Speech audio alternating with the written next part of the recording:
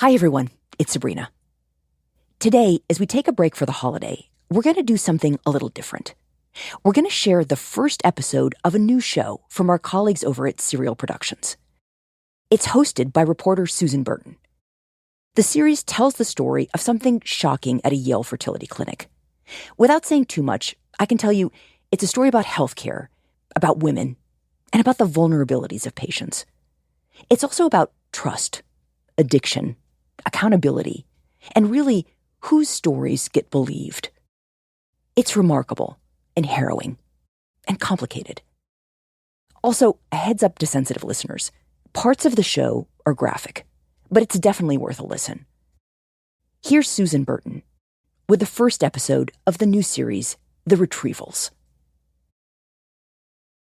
The women are seeking fertility treatment for a variety of reasons. They've had a couple miscarriages, and they're pushing 40. They don't have fallopian tubes, or they need sperm. One woman has a diagnosis that's like a metaphor from feminist sci-fi. A uterus with a single horn like a unicorn. All of them wind up at the fertility clinic at Yale University. A couple of the women choose this clinic because they work at Yale, and that's what the Yale health plan covers. Others go to Yale on the recommendation of their doctors. But in Connecticut, you don't even really need the recommendation. Yale Medicine. It's a blue-chip medical brand. You know, Yale's just a huge name, and you just think anything that has anything to do with Yale is going to be, the best of the best. It's really not close to our house. It's not where I would have gone. But we figured, another doctor from another hospital said this is the best you can get. And of course you want that. To some of the women, the clinic seems to live up to its billing. They like their doctors, feel cared for by them. That man is an angel, one of the women tells me. He is by far the best doctor I've ever had. Others are not happy at the clinic from the start. It's things like feeling like a number, or issues with communication. There's a lot to communicate. You don't know how hard fertility treatment is until you get into it. And once you start it in one place, it can be difficult to go somewhere else. So they talk themselves into staying. That's the first thing they go against their instincts and talk themselves into.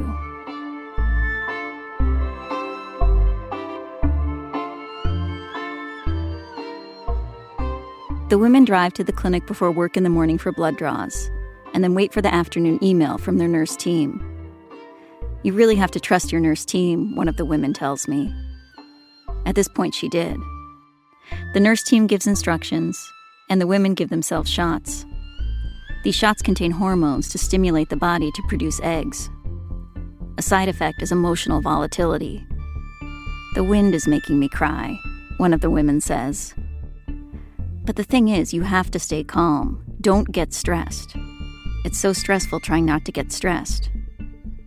One woman uses a fertility meditation app called Expectful. She does her guided meditation on the beach. The app plays the sound of waves while the real waves heave in the background. It's absurd, but so much of this is absurd, including the money. There's all kinds of stuff that's not covered no matter what insurance you have. Meanwhile, your ovaries enlarge, and you get so bloated that your abdomen feels like bricks. And then finally, you get to the day you've been waiting for. The day of the first egg retrieval. Which is what it sounds like. The eggs are removed from the body and then fertilized or frozen, depending on what you're doing. How many eggs am I going to get? That is the big question. The more eggs you get, the better your chance of a healthy embryo, a viable pregnancy, a child. The day of the retrieval, the women arrive at the clinic. They check in on different mornings, in different months and calendar years. None of them are here on the same day, but they will come out of the day with the same story. Laura arrives for her retrieval on a weekday morning in January 2020. She checks in and changes into a gown. 2 months ago, Laura was diagnosed with breast cancer. A double mastectomy followed, then an infection and additional surgeries. As soon as she freezes her eggs, she's going to start treatment. It's a lot. Laura is trying to put all of that to the side and just focus on the procedure ahead. I was excited, trying to stay positive and I was just like, having been through so much just the month prior, I was like, this is going to be easy because I had been through so many surgeries and procedures. I was just like, I know what this is like. I know what it's like to be under anesthesia or something and be given medication so you don't feel things. The egg retrieval is a surgical procedure. A long needle is inserted into the vagina, then pierced through the vaginal wall and up into the ovary. Laura has been told in advance what drugs she will be getting during the procedure. 2 drugs, fentanyl and another one, midolazam or Zolam. And I believe that one's to induce sleepiness. Together, these 2 drugs offer what's often called moderate sedation. Basically, the fentanyl takes away pain, and the midazolam relaxes you. Some people get drowsy with this combination. Others remain alert. The use of fentanyl surprises some of the women. One of them, a public defender, has seen a lot of clients messed up by fentanyl, and for a second she's worried. Another woman, Katie, a neuroscientist at Yale, feels a spark of interest. And in fact, just being someone who studies addiction and studies some opioid use disorder, and as a curious person, I remember the morning of thinking, like, okay, this will be interesting. I've never tried fentanyl before. And I expected to go in and have twilight anesthesia, not full anesthesia, but not feel anything. The women complete the last steps before the procedure. Get an IV, go over some papers. If their partners came back with them, now their partners say goodbye. And then it is time. The women tell what happens next.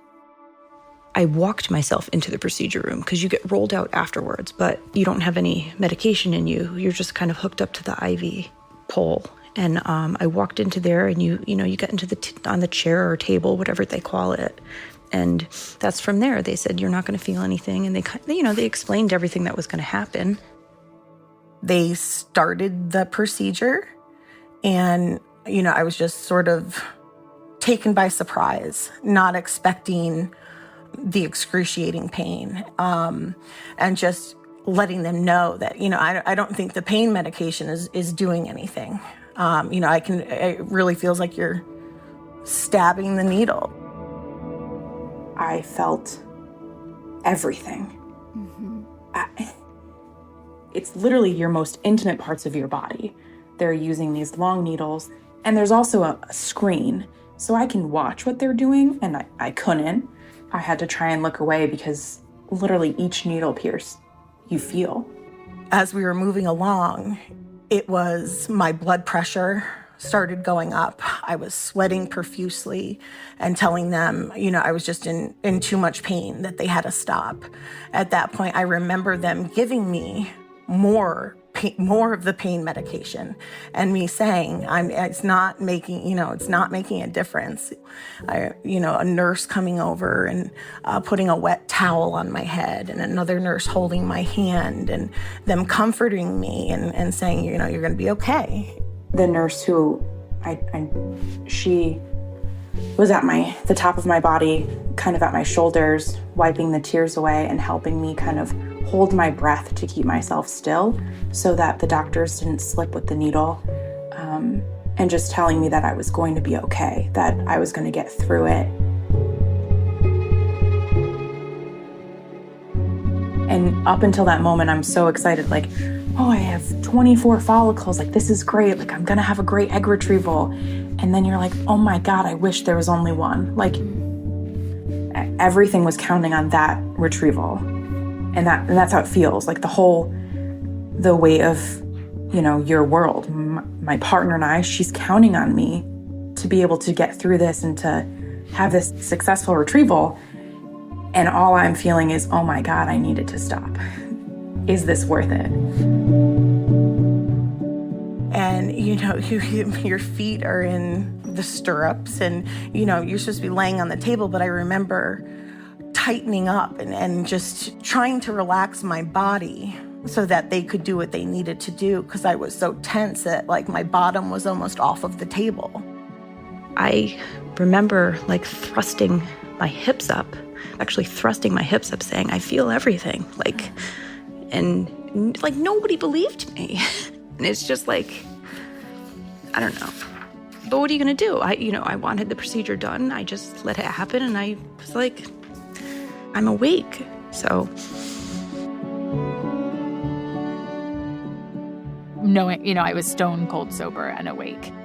And I remember the egg retrieval, they kind of do them one by one or like a couple at a time, my impression. And so you have moments in between pain to say, like, what the fuck is going on? I do remember, I think I swore. I was using curse words because it was just so painful. I don't know if I can do this any longer. You just have to get through it. It's going to be over before you know it. Okay, this is going to be over eventually. You can do this. You can do this. I want this moment to be over. Get through it. Get through it.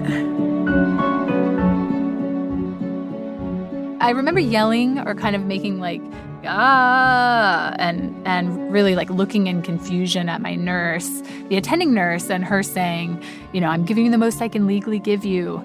She said that that's the maximum that she's allowed to give me, so she couldn't give me anything else. I'm almost certain that at one point they said that they had given me all of the pain medication that they could give me. At one point they did say that I had maxed out. I couldn't have any more fentanyl or Versed. And I was like, how is this possible? How is that even, how am I feeling this? How do people go through this? I can feel that. I could feel I don't even know how to describe that. You can just feel them inside of there. As a woman, we've all been through things, with those kind of doctors and stuff. But this is just a pain. It's hard to even explain what it felt like. This is hard to do, but could you describe the pain that you felt? Oh, gosh.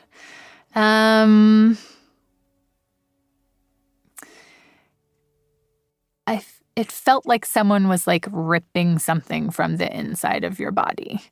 Yeah. Which is what they were doing. What they were doing. That's what it felt like. Yeah. Yeah. I'm sorry.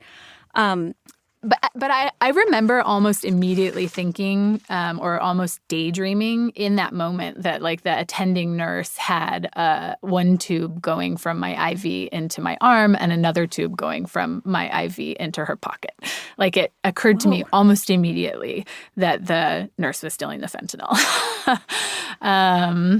And I remember telling my friends, after the procedure, my friends who were aware of what I was going through, but who are also colleagues at Yale in addiction research, I remember telling them, the nurse is stealing the fentanyl. Because it seems so obvious to me. I mean, fentanyl is the most diverted drug in medical settings. It's a now major driver of the opioid crisis. And it was just really easy to imagine that someone with access to, poorly controlled fentanyl would be abusing it. That's so fascinating that's the image that raised itself up for you because it is so evocative. Because it is so evocative. And also because it was true. A nurse at the clinic was stealing fentanyl. Not Katie's nurse, not the tube in the pocket. But a nurse at the clinic was stealing fentanyl and replacing it with saline. She did so undetected for months. Which meant patients weren't getting fentanyl in their IVs. They were getting salt water instead. Drug-addicted former nurse is sentenced for a crime that caused unbearable pain to dozens of women. The nurse stole drugs and then replaced them with saline solution. Connecticut nurse admits that she swapped out anesthesia drugs for salt water, causing excruciating pain to women during infertility treatments. It happened at a top-rated center affiliated with a horrible story about the extremes a fertility nurse struggling with drug addiction took to get her fix. A federal investigation determined that as many as 200 patients may have been victims of this substitution over 5 months in 2020. Lawyers for some of the patients believe the real number is higher, and this went on for longer. I've talked to a dozen patients who believe they were victims of this. 11 of them are plaintiffs in a lawsuit against Yale, and their lawyers were present when we spoke. When I started doing these interviews, I was struck by the echoes in these women's stories.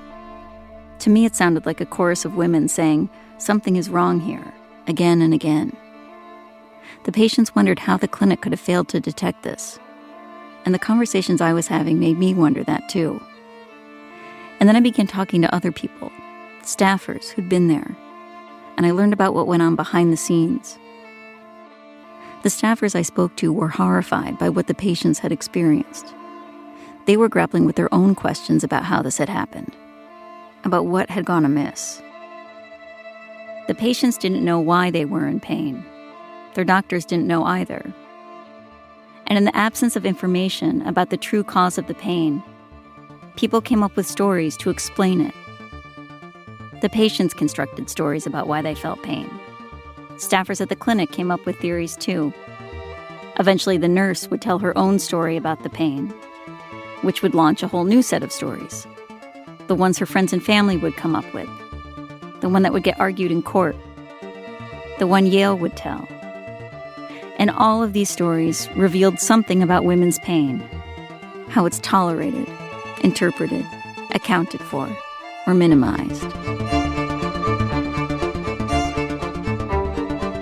In fertility treatment, you evaluate the outcomes by whether you wind up with a baby. That's the metric by which success is measured. It all went well if you leave with a live birth. The outcomes here are a lot more complicated. For everyone. From Serial Productions and the New York Times, I'm Susan Burton, and this is The Retrievals. This is Episode 1, The Patients.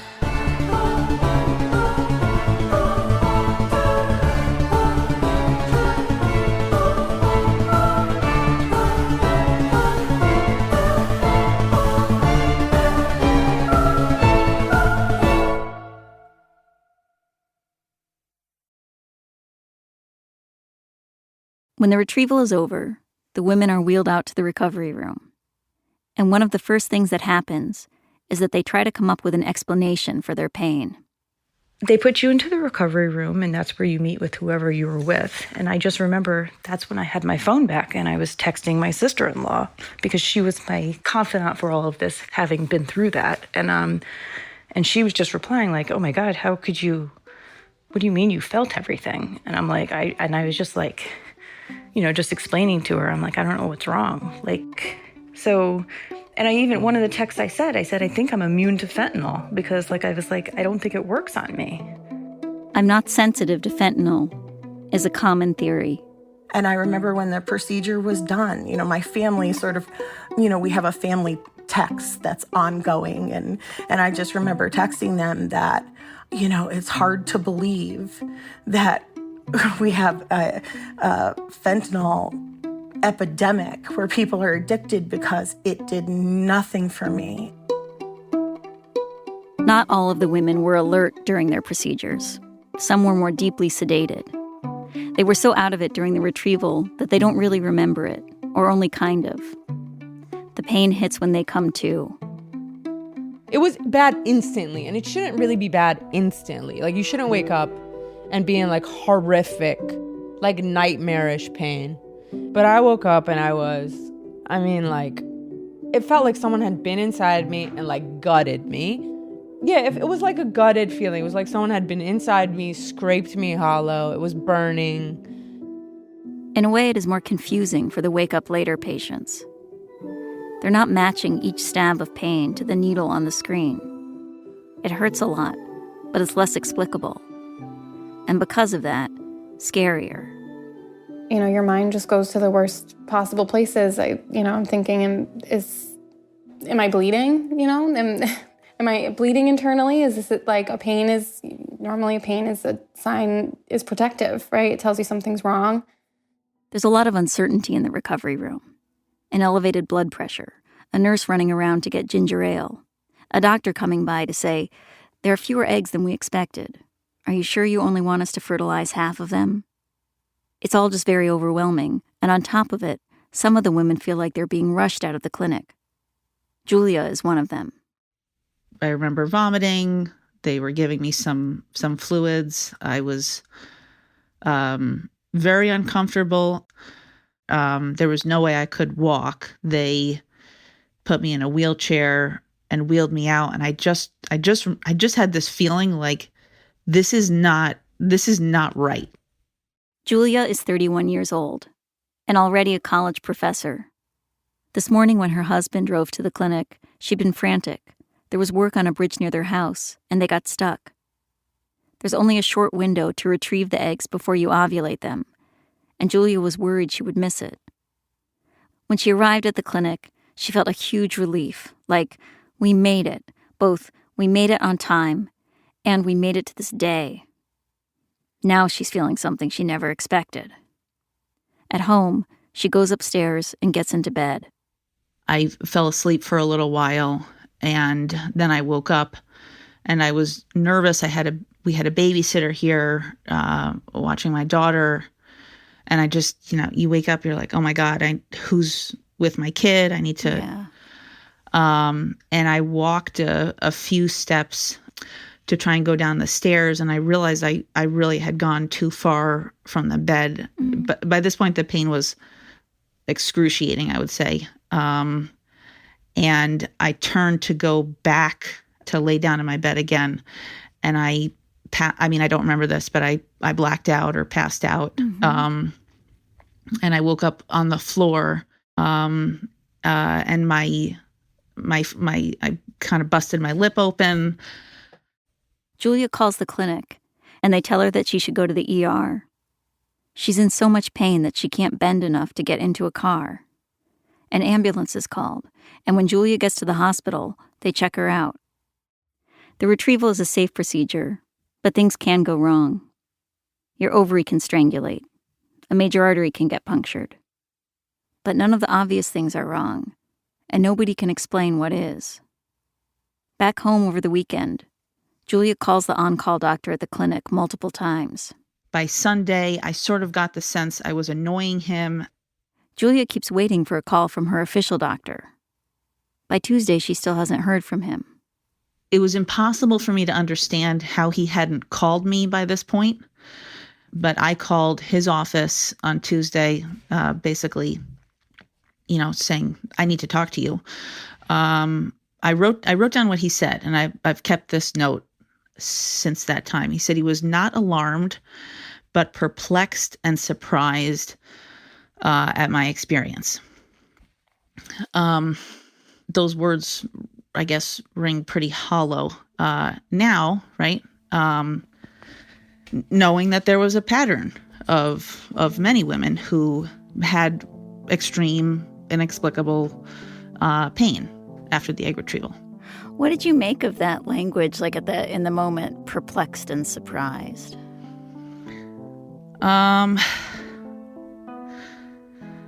It was, I guess, I felt crazy. I felt, by this point, I'm asking myself, like, am I being difficult? You just question your sense of self, like your ability to assess your situation rationally, which is very disconcerting when that happens, because at least at the end of the day you have that, right? You start thinking about your whole life, right? Like, I'm a pretty high energy person. Like, I take care of a toddler. I have a PhD. I have a job. Like, I run marathons in my free time. Like, I'm not, like, you have all these parts of your life that make you feel like, that give you this sense of like who you are. And then I just felt like they were treating me like I was like nuts, for still, being in pain and just having what I would call a difficult time. I just left the office, crying, I just felt like nobody cares. That's the way I would describe how I felt in the days after. Like, nobody gives a crap that this was so hard for me. In the days after the retrieval, other patients live out versions of the same story. They also call the clinic. They ask, is this normal? They say, the Tylenol isn't helping. At home, they're laid up on the couch. They can't pick up their toddler. They wonder if they really should have scheduled themselves for a shift the next day.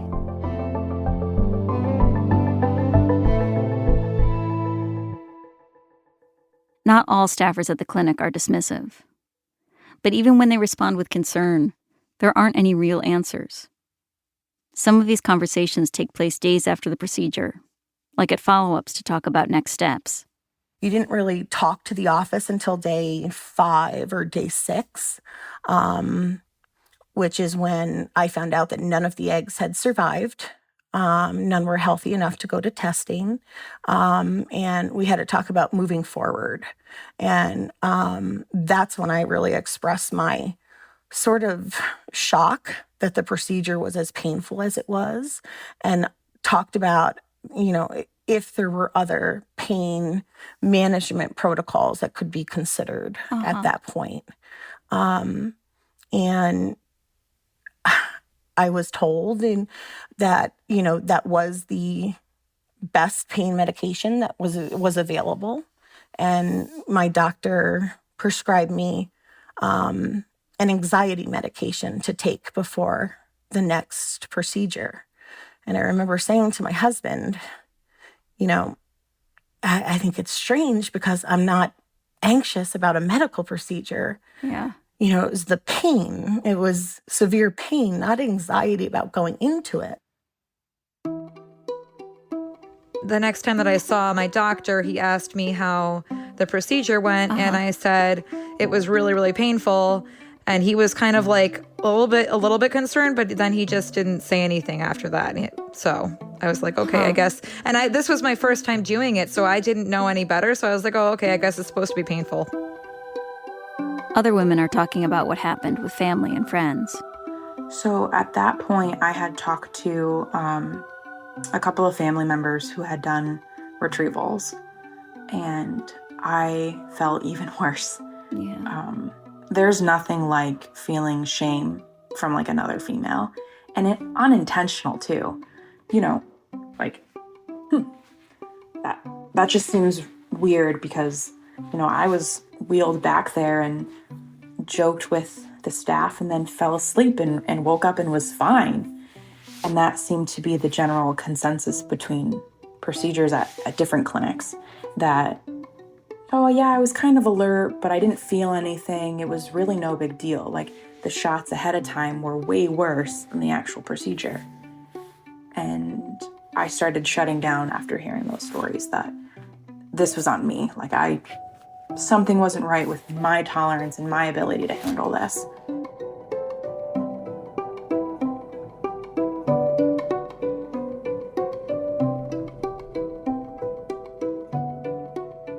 The women are already settling on their stories about what happened to them.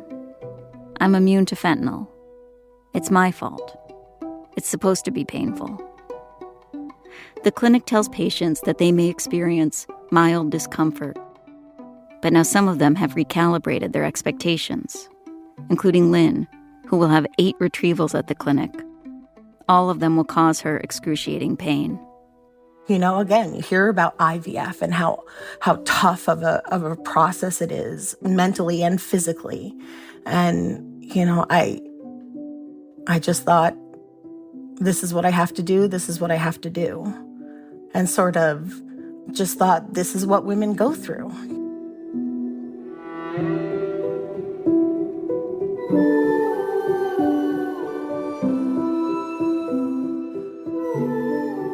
Yale declined to offer information about how reports of pain were addressed at the clinic or to answer any other questions.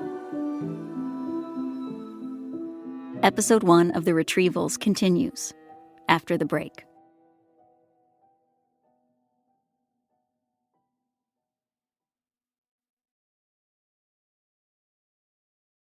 Of the 12 patients I spoke to, most are white.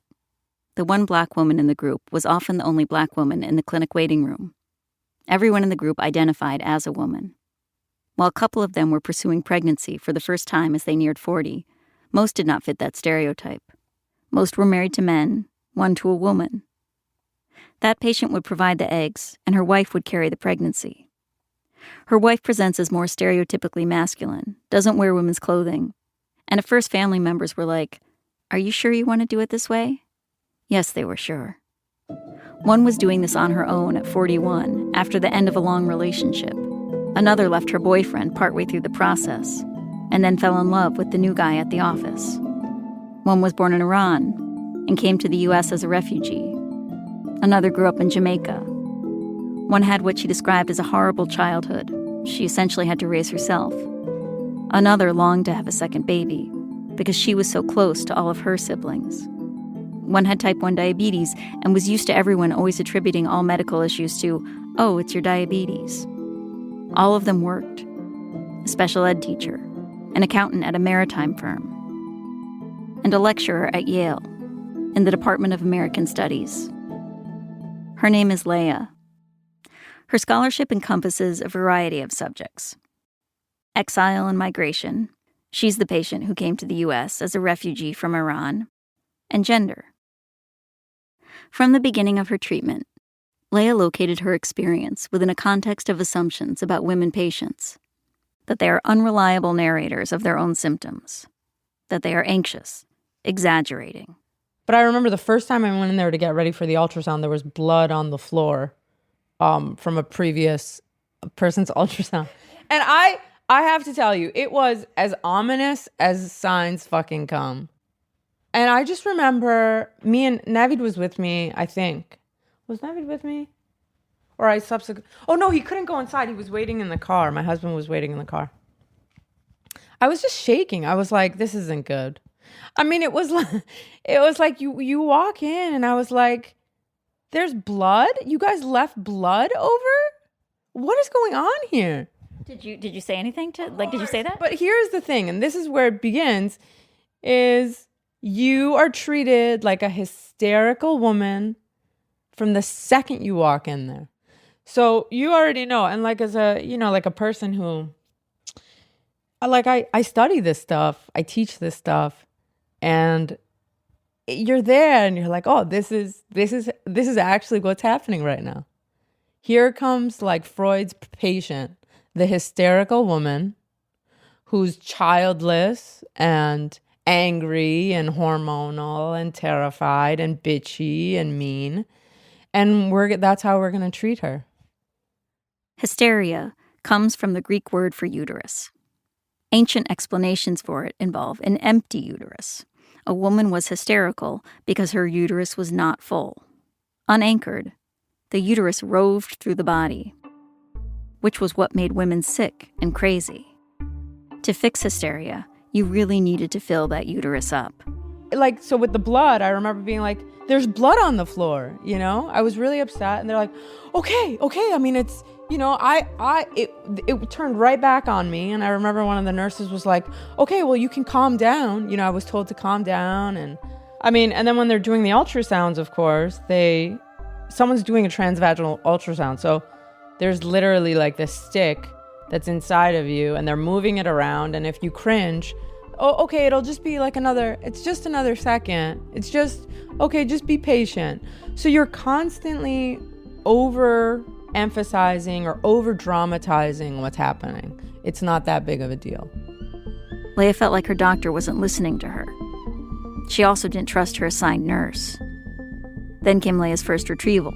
She felt her pain wasn't taken seriously by anyone. She says they all blew her off. Leah wasn't happy with her treatment, but she decided to continue. Here I was. I saw it. I felt it. I was alarmed by it. But I kept going because I wanted to have a baby. Leah asked for a new doctor.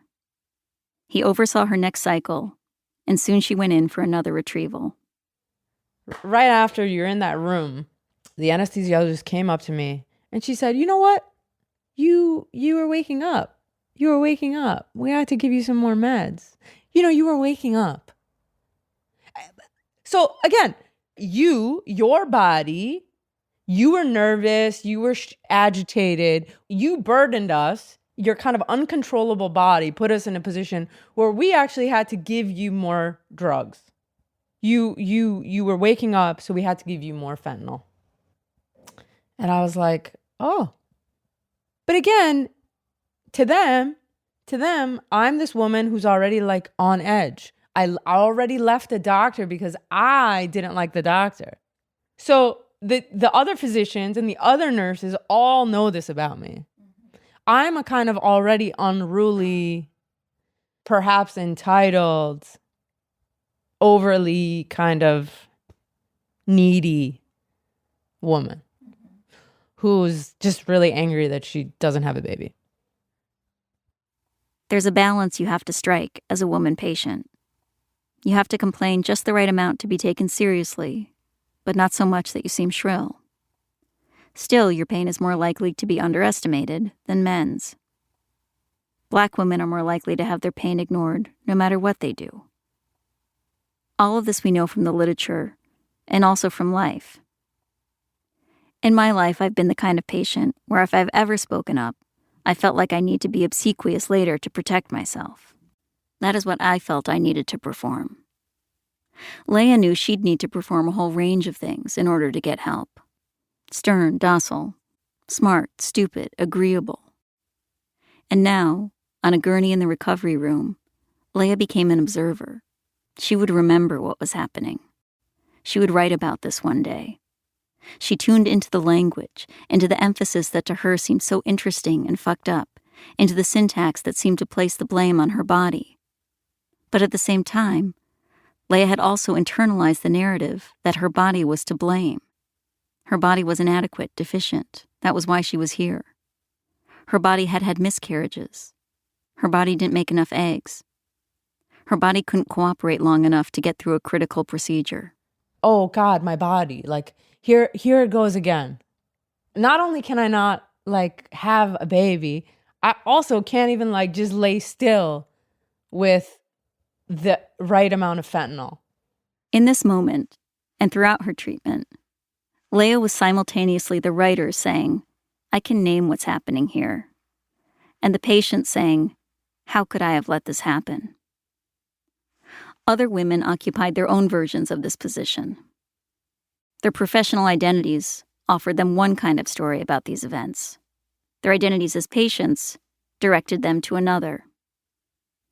Several of them had an area of expertise that was directly applicable here, in a way that is kind of uncanny.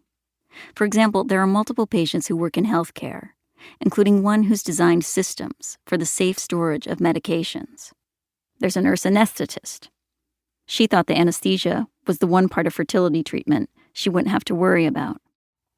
And of course, there's the addiction researcher, Katie, who had the prophetic fantasy. What's unique about you is that not only did you know something was wrong, you knew exactly what was wrong. I did.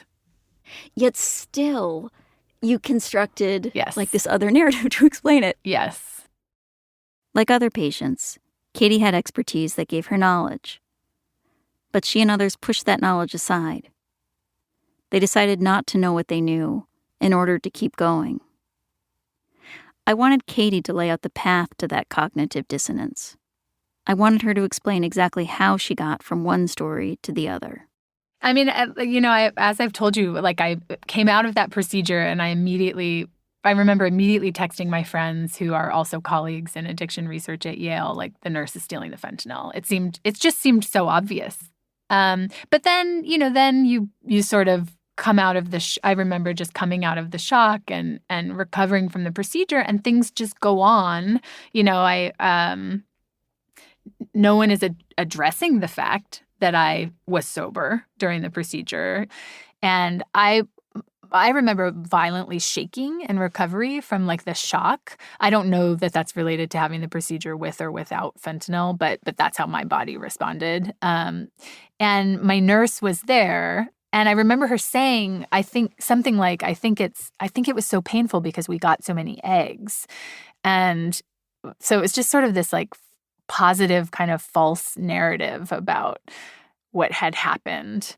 And so then, I think I coped by coming up with an alternate explanation, which was that I do remember waking up during having my wisdom teeth being pulled when I was a kid, to the nurse saying, shit, and then, giving me more drugs, putting me back under. So, the other explanation for me was that maybe I'm not sensitive to certain opiates, and I remember also that kind of became my narrative with, my friends and colleagues kind of remember me sort of switching to that narrative and saying, like, well, maybe you're not sensitive to fentanyl. So I started to kind of tell myself a story about my pain, just try to understand. It's a way of just understanding my experience. and thinking, yeah, maybe this is what happened. The story becomes a way not only to explain pain, but to cope with it. A way to not only make sense of the pain, but to manage it, to tamp it down, get through it. In this way, the story becomes the medicine that the patients weren't given.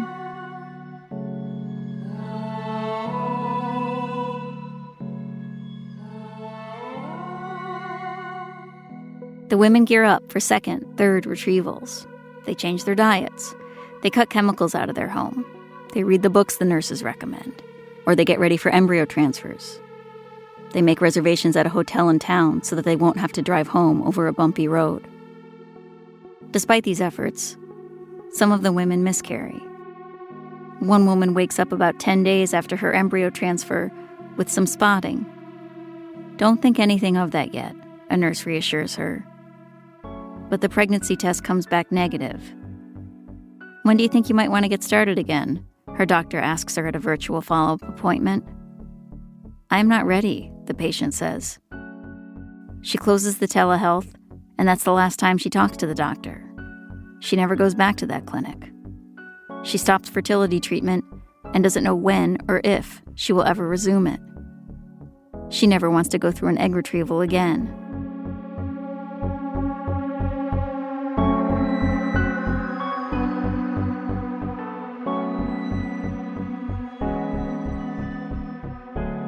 Fertility treatment doesn't always result in a baby. It's not just giving yourself shots that's hard. It's the cycle of hope and loss. It just clobbers you. And the longer you stay in it, the more the drugs mess with your head. It's called the Clomid crazies for a reason, one of the women tells me. And the money, always the money. If your insurance covers this, it probably only covers a few cycles. There's so much pressure on each one. Once you have to pay out of pocket, you're talking maybe $15,000 for one cycle, and that's the low end. Some of the women are keeping their treatment secret. One of them can't even tell her own mother. It's hard. It's hard to begin with, even without this extra layer that's been added onto this now. The pain and the fear of more of it. The first time I went in clueless, thinking you're not going to feel a thing. So I think the second time I had a lot more anxiety. Laura doesn't get as many eggs as she hoped for the first time around. It's urgent that she start cancer treatment, and the doctors accelerate her cycle. Her second retrieval is scheduled for barely more than 2 weeks after her first. That morning, Laura's mother drives her to the clinic and sits in the waiting room while Laura goes back for the procedure. And I was shocked. I was shocked again that it was the same situation. I'm thrusting my hips and telling these people, like, wide awake speaking to them. And I was just like, I feel everything you're doing. And that was when I remember actually saying to them, I could drive myself home right now. I'm that alert. In the recovery room, Laura gets her phone back and just like last time, texts her sister-in-law. Then she sees her mom. She tells them both how much pain she's in. So my sister-in-law right away was like, oh my God, I cannot believe you felt that again. But my mom, she just felt, it's hard because, she had seen me go through so much as it was with the cancer, any mother who has to live watching their daughter go through that. And then for me to tell her, this was supposed to be a special moment because we're preserving my fertility and I'm sorry. It's okay. And for her to see that, it hurts her to see me in pain, and I was just like, well, thank God. I think this was the last time I had to do that, Yeah. So. What did the two of you do, the rest of that day? Did she drive you home? Yeah, she drove me home and she stayed with me because she had already been staying with me a lot, during the day, after my surgeries, because I couldn't even, at that point, I still wasn't allowed to lift more than 5 pounds. So, because I was still recovering from the other surgeries. So, she was with me and, made me lunch and comforted me. And just, we were like, okay, so now we just go back to waiting and, hoping we get a good number and, I just moved on from it because I faced many more surgeries that year as well. So, I kind of had to just switch back into, that survival mode. Like, okay, but now we just battle the next thing. So. In the other surgeries you had, like cancer-related surgeries, like what were your experiences of pain like? It's actually interesting that you bring that up because when I did have my double mastectomy, I was hospitalized. I think I was in for a day or 2 days. And strangely enough, the night nurse, forgot to give me morphine. So I actually was awake and in pain the entire night. And I have a gluten allergy, so they couldn't feed me anything because the kitchen was closed. So I spent the entire night like vomiting because they were trying to give me like Percocets or something. And so I know what pain feels like. I've whatever. And the next morning the doctor goes, I don't understand why she didn't give it to you. It was in the order and I had a really young nurse, whatever. This is completely unrelated to that. But, I know what pain feels like. I've been through it. Yeah. And then when I was hospitalized at Christmas, that's funny that that you bring that up because my sister-in-law actually had pointed out, she goes, do you remember when you kept telling me you were immune to fentanyl?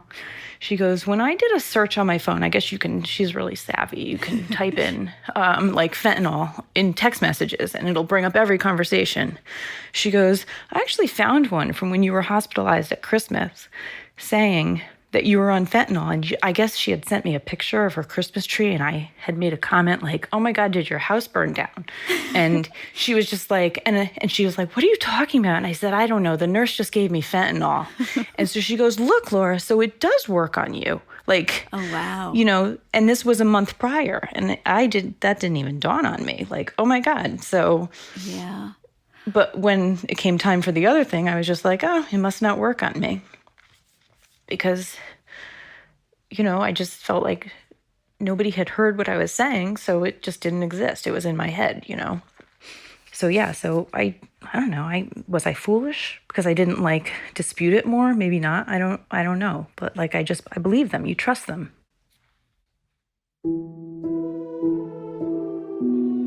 Months pass. Some of the women get pregnant. Others are still trying. Some of them are still showing up at that clinic for blood draws when they open their mailboxes in December 2020. Christmas was on a Friday of 2020, and the mail arrived on Thursday. It was Christmas Eve, and I was busy. And I just thought, I'm not going to go get the mail today. And I waited until Monday, the 28th.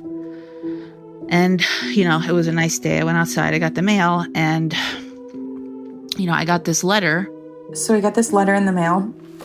It's nothing fancy. It's Yale envelope. I'm assuming it's a bill. Bills never stop coming with I.V.F. You get so much when you work at Yale. Also, you just get Yale emblazoned mail. And so you're like, oh, okay, whatever. It was this thin thing, and I was like, oh, they, changed locations or something. It's this is not important. And instead of just setting it aside, I happened to open it. And I was furious. And it says, Dear Kathleen Garrison, I'm writing to you in my role as director of Yale Reproductive Endocrinology and Infertility to let you know that we have learned of an event that may have involved your care.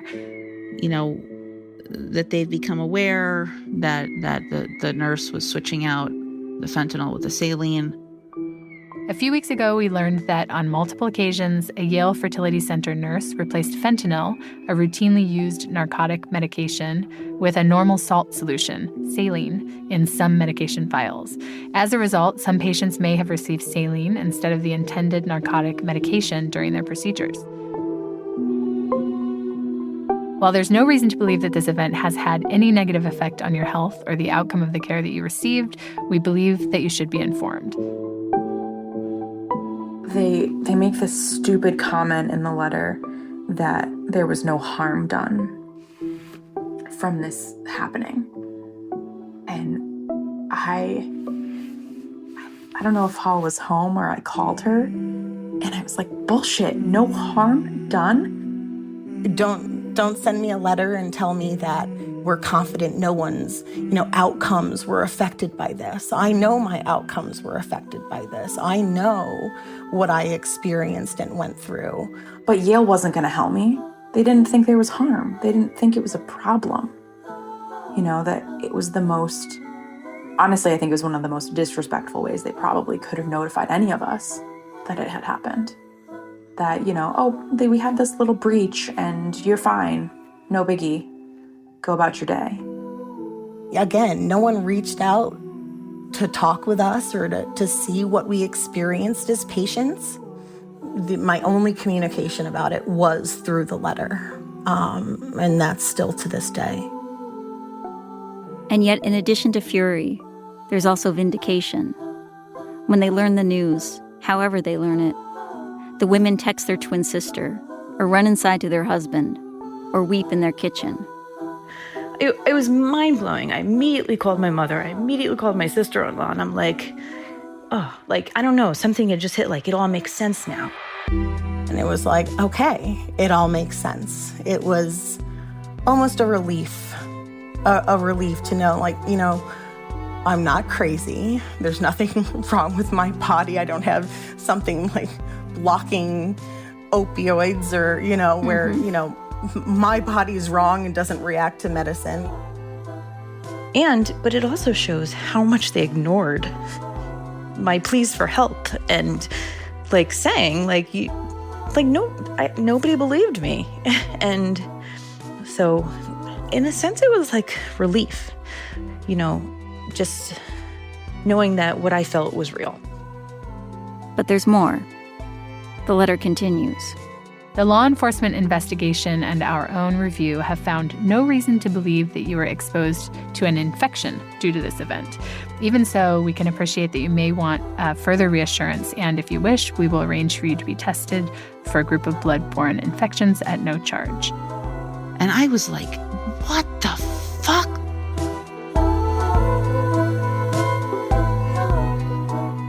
Those words, not alarmed but perplexed and surprised, came back to me, right? And you just feel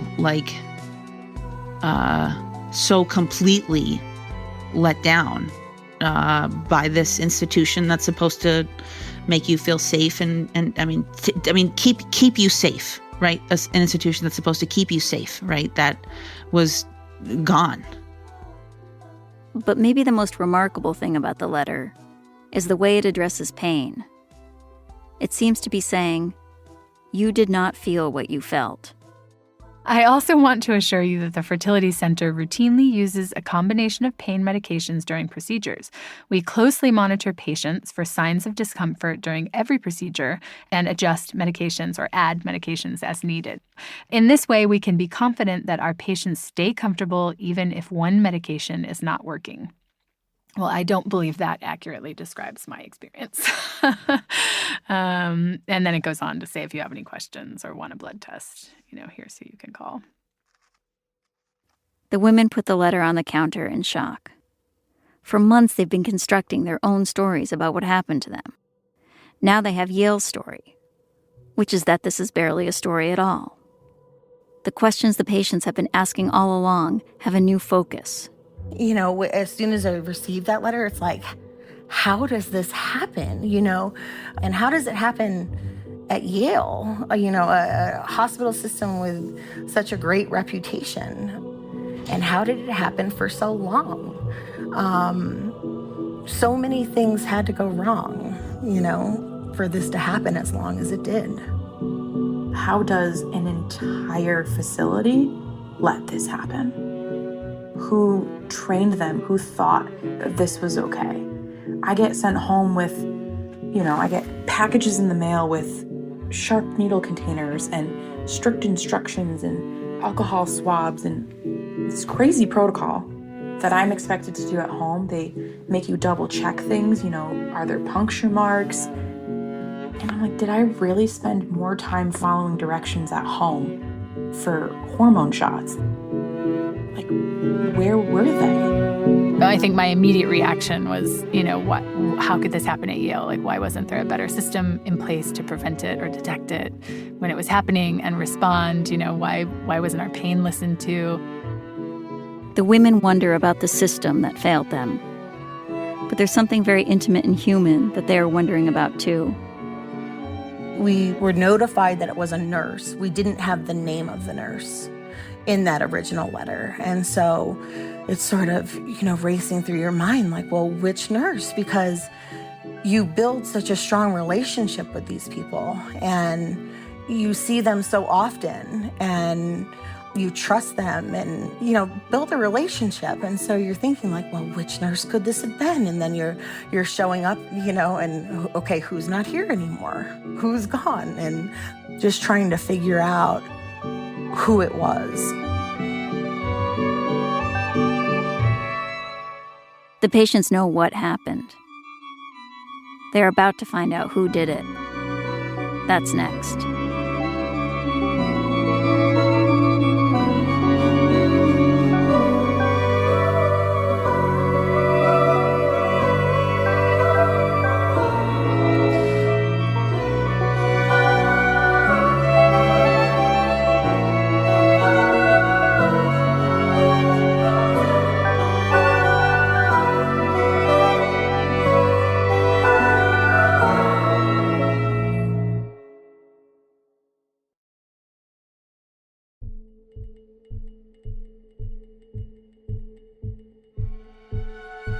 The Retrievals is produced by me and Laura Starcheski.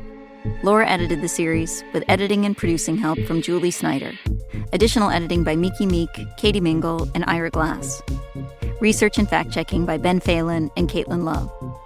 Music supervision, sound design, and mixing by Phoebe Wang, with production help from Michelle Navarro. Original music by Kala Pallone, and music mixing by Thomas Poli. Inde Chubu is the supervising producer for Serial Productions. At the New York Times, our standards editor is Susan Wessling. Legal review by Dana Green.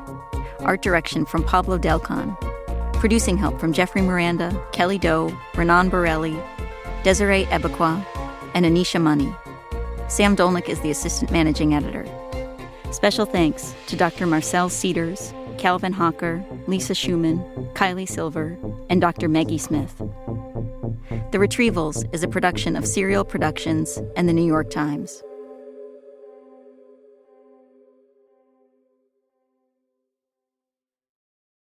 That was Susan Burton with the first episode of Serial's new 5-part series, The Retrievals. Yale declined to answer Serial's questions about the things that come up in the episode and in the series. Yale did issue a statement saying it alerted law enforcement and that it, quote, deeply regrets the distress suffered by some of its patients. Yale also said that it, quote, reviewed its procedures and made changes to further oversight of pain control and controlled substances. You can find the whole series wherever you listen to The Daily.